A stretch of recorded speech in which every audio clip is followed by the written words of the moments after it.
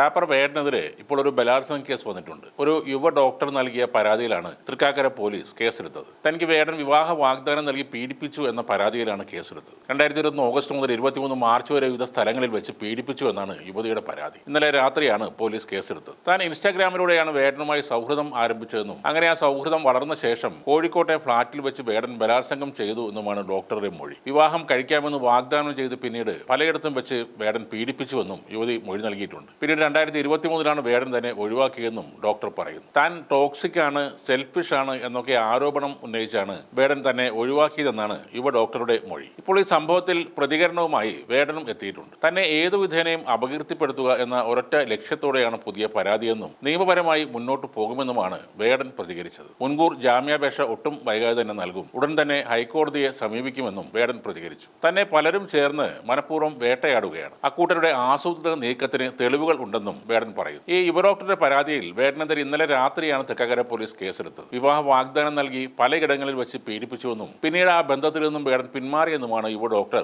മൊഴി നൽകിയിരിക്കുന്നത്. നേരത്തെ ഫ്ളാറ്റിൽ നിന്നും കഞ്ചാവ് പിടിച്ചതിലും പുലിപ്പല്ല് കൈവശം വെച്ചതിനും വേടനെതിരെ കേസെടുത്തിരുന്നു. കഞ്ചാവ് കേസിൽ ജാമ്യം ലഭിച്ചതിന് തൊട്ട് പിന്നാലെയായിരുന്നു കഴുത്തിൽ ധരിച്ചിരുന്ന മാലയിലെ പുലിപ്പല്ല് ലോക്കറ്റുമായി ബന്ധപ്പെട്ട് വനം വകുപ്പ് വേടനെതിരെ കേസെടുത്തത്. 7 വർഷം വരെ തടവ് ലഭിക്കുന്ന വകുപ്പുകളായിരുന്നു അന്ന് വേടനെതിരെ വനം വകുപ്പ് ചുമത്തിയത്. അതിന് പിന്നാലെ വേടനെ വനം വകുപ്പ് അറസ്റ്റ് ചെയ്യുകയും ഉണ്ടായിരുന്നു. ഇപ്പോൾ IPC 3762N വകുപ്പനുസരിച്ച് ഒരേ സ്ത്രീയെ ഒന്നിലേറെ തവണ ബലാത്സംഗം ചെയ്യുന്ന കേസാണ് വേടനെതിരെ എടുത്തിരിക്കുന്നത്. 2021 ആഗസ്റ്റ് മുതൽ 23 മാർച്ച് വരെ വിവിധ സ്ഥലങ്ങളിൽ വെച്ച് വേടൻ പീഡിപ്പിച്ചു എന്നാണ് പരാതി. എന്നാൽ തുടർച്ചയായ പീഡനങ്ങൾക്ക് ശേഷം വിവാഹ വാഗ്ദാനത്തിൽ നിന്ന് വേടൻ പിന്മാറുകയും ചെയ്തു. വേടന്റെ പിന്മാറ്റം തന്നെ ഡിപ്രഷനിലേക്ക് നയിച്ചുവെന്നും ആളുകൾ എങ്ങനെ പ്രതികരിക്കും എന്ന് ഭയപ്പെട്ടാണ് ഇതുവരെ പരാതി നൽകാതിരുന്നതെന്നും യുവതി പോലീസിനോട് പറഞ്ഞിട്ടുണ്ട്. ഉഭയസമ്മത പ്രകാരമുള്ള, അതായത് രണ്ടുപേരുടെയും ഇഷ്ടത്തോടെയുള്ള ലൈംഗിക ഇടപാടുകളിൽ സുപ്രീം കോടതിയുടെ പല പ്രധാനമായ വിധികളും നിലനിൽക്കുന്നുണ്ട്. അതുകൊണ്ട് തന്നെ വേടൻ ഇനി നടത്തുന്ന നിയമ പോരാട്ടം നിർണായകമായി മാറും. ഇപ്പോൾ ഗുരുതര ആരോപണങ്ങളാണ് വേടനെതിരെ ഉയർന്നിരിക്കുന്നത്. അതുകൊണ്ട് തന്നെ പോലീസ് കൂടുതൽ അന്വേഷണം നടത്തി